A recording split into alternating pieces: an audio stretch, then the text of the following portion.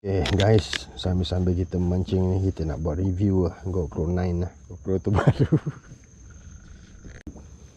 Kita lihat, kita ada mempunyai skrin hadapan.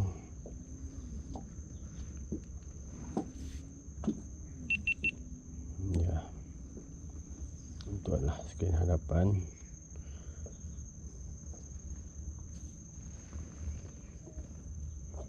Dan kita nak test sound system, sama ada built-in speaker yang dipasang bagus atau tidak. Sekarang kita cuba. Kita lihat saudara kita belakang.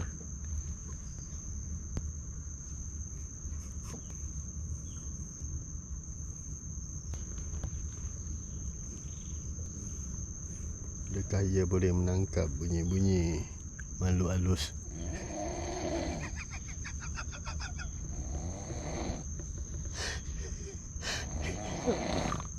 Nampaknya stereo system Gopro 9 sangat bagus.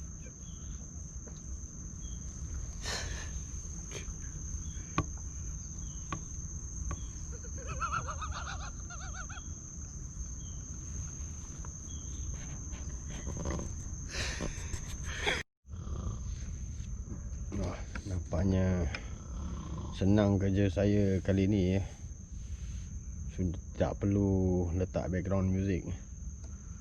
Kita lihat apa telah terjadi pada Pak Udin.